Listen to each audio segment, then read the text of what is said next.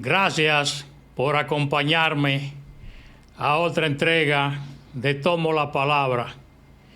El presidente de la República Dominicana, Luis Abinader, mediante alocución dirigida al país, retiró anoche de las cámaras legislativas el proyecto de reforma fiscal y tributaria, alegando que puso el oído en la población, que no hubo consenso, que él como padre, como hermano, como hijo, como amigo, tenía que actuar en consecuencia.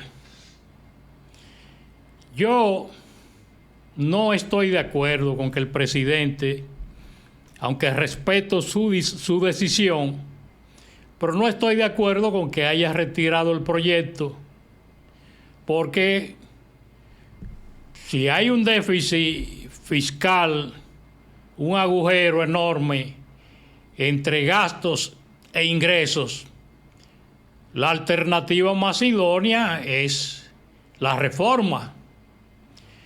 Pero el presidente optó por el retiro, sin presentar otra alternativa.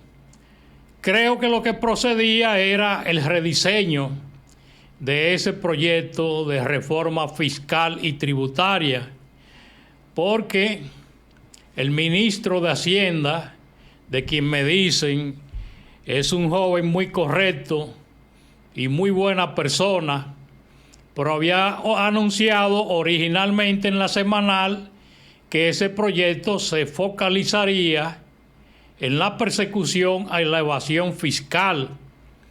Oye, pero cuando se desglosa el proyecto, una vez llega a la Cámara de Diputados y la gente tuvo acceso al mismo, hay un golpe letal, sobre todo a la clase media. Entonces, esas protestas que se produjeron, protestas pacíficas o disgusto, tienen su justificación, ¿cómo no? Ahora, protestas violentas y que alteren el orden público, no se la acepto a nadie ni se la celebro, porque es una forma de procurar cebarse o en su defecto dejarse utilizar por algún sector político, como en efecto se estaban cebando algunos partidos de oposición descalificados en la contienda comicial del pasado 19 de mayo del presente año. Uno diría, oye, el presidente lo hizo bien, dejó sin armas a aquellos que venían afilando cuchillos con la intención de crear incidentes y patrocinar y auspiciar desórdenes en la República Dominicana, aprovechándose de un disgusto legítimo. Pero señores, es que la mayoría de la gente que expresó disgusto es la misma gente que votó por Luis Abinader, que como se sabe obtuvo un 57% en la pasada contienda comicial.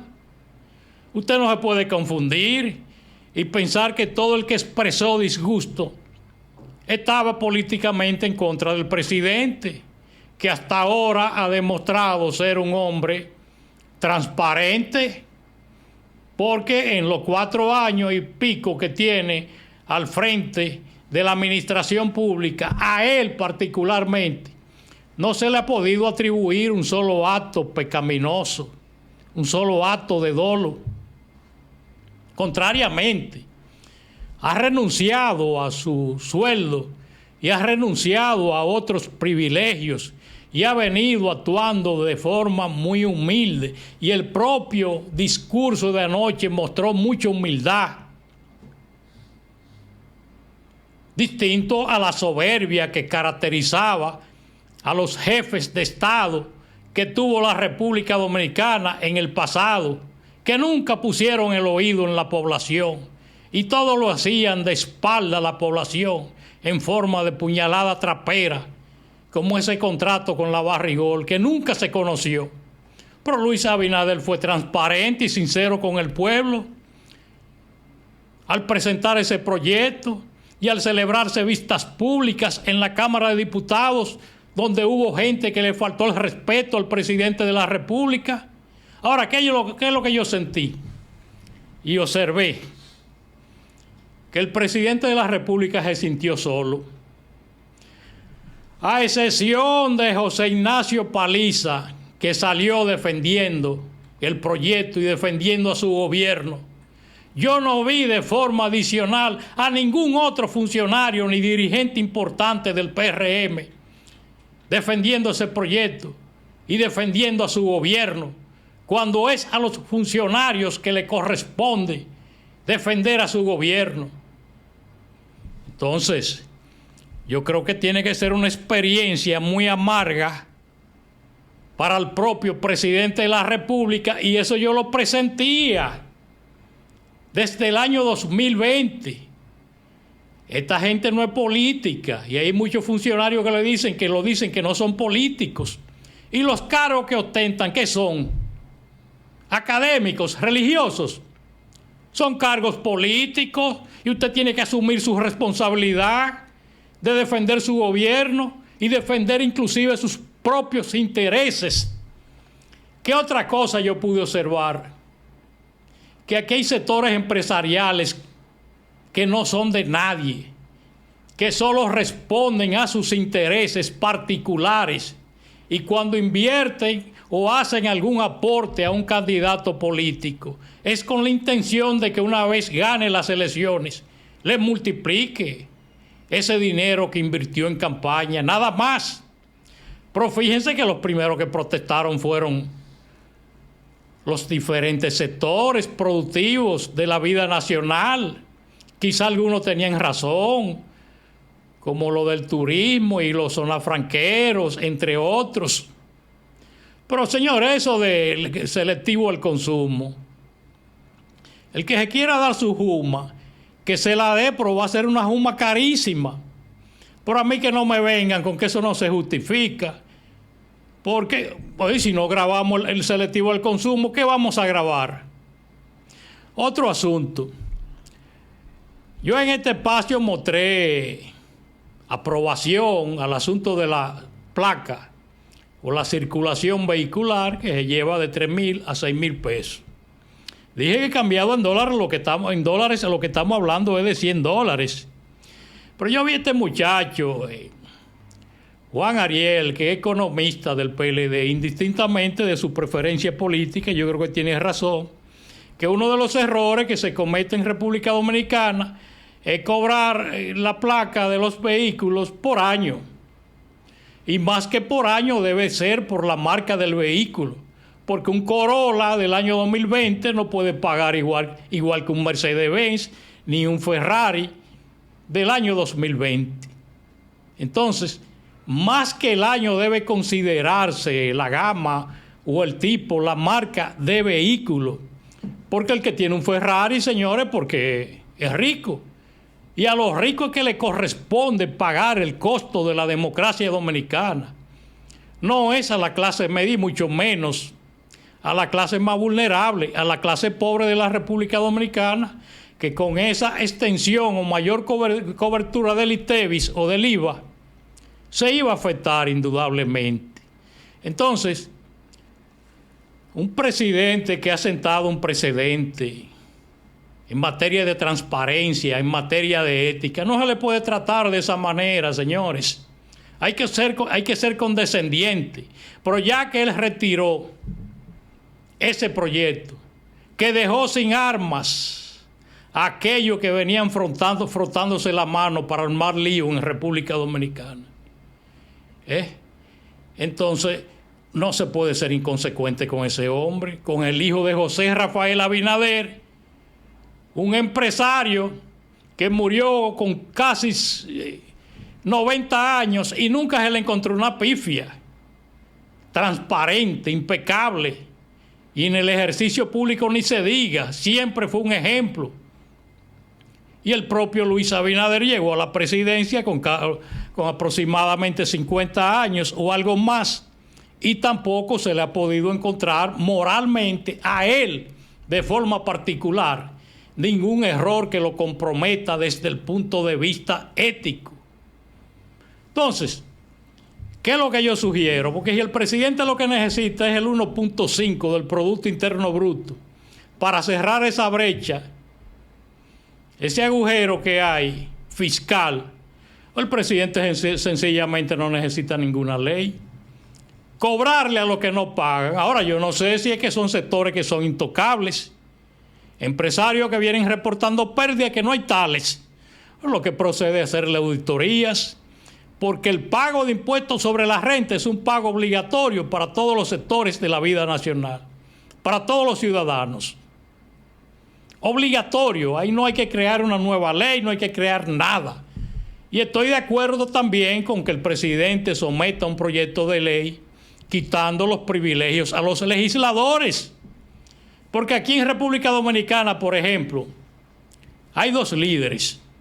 Para mí, puedo estar equivocado, el PLD no tiene líderes ahora mismo.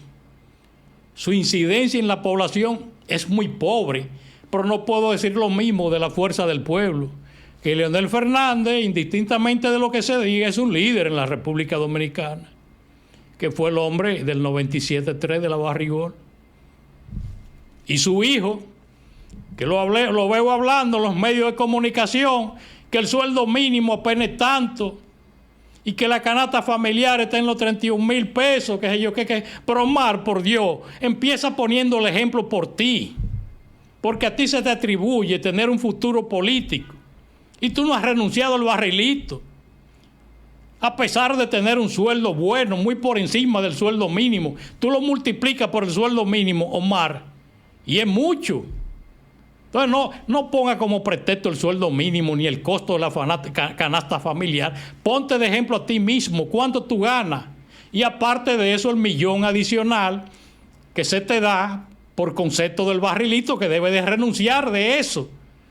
Porque no podemos estar buscando paja en el ojo ajeno, Omar Fernández. Y te habla una persona que puede ser tu padre y te lo doy de consejo. Renuncia a esa vaina que tú no lo necesitas.